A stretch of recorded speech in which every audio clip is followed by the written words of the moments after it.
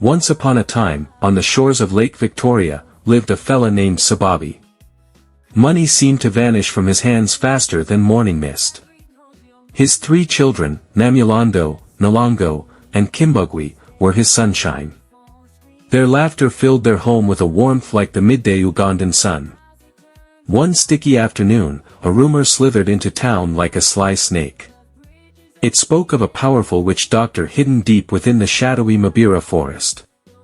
This fellow supposedly possessed the secret to riches beyond imagination. Ssebabi's heart hammered like a frantic drum solo. Imagine never having to worry about money again. His kids wouldn't have to wear clothes with more holes than a fisherman's net. The idea was too tempting to resist.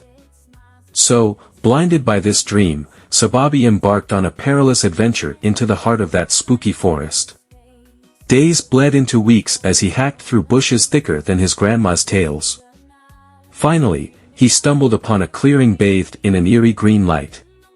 Smack dab in the center stood a hut decorated with animal skulls, creepy stuff.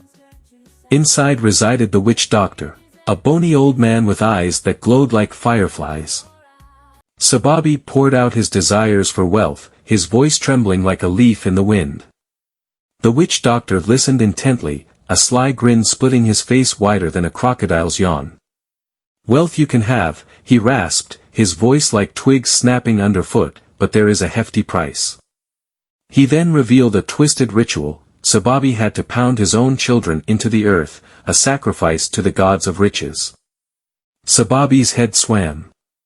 The mere thought of harming a single hair on his kids' heads made him want to vomit. But the promise of a life of ease, where he could finally be a good provider, whispered in his ear like a persuasive salesman. Love battled greed inside Ssebabi. But greed, fueled by years of hardship, triumphed. With a heart heavy as a stone, Ssebabi trudged back home. Tears streamed down his face as he fabricated a story about a fun game for his children. One by one, his hands shaking like leaves in a storm, well, you know. It was horrific. The only sounds were his choked sobs echoing in the terrible silence. The next morning, Ssebabi awoke to a sight that would knock your socks off. His house overflowed with bling, gold coins everywhere, sparkling jewels like disco balls, and silky clothes softer than a baby's cheek.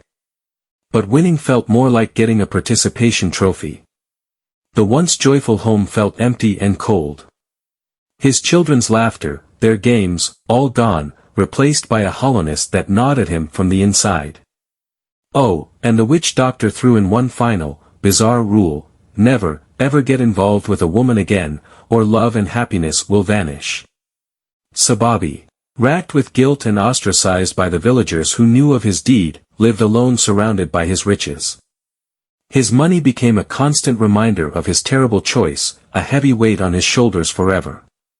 This story, like a campfire tale whispered under the Ugandan stars, reminds us that true wealth lies in family and love. No amount of money can mend a broken heart, and fancy things can't light up a home filled with sadness. Ssebabi's misfortune serves as a cautionary tale, a reminder that shortcuts to happiness often lead down a path paved with regret. But Ssebabi's story doesn't end there. Years spun by, each one a tick of the clock reminding him of his terrible mistake. One day, a young woman named Nakato wandered into his life, lost and alone. Ssebabi, hesitant at first, offered her shelter. As he got to know Nakato, her kindness and laughter chipped away at the walls he'd built around his heart. He felt a flicker of warmth he hadn't felt in years. But the witch doctor's warning echoed in his mind. Could he risk a little happiness, even if it meant losing everything?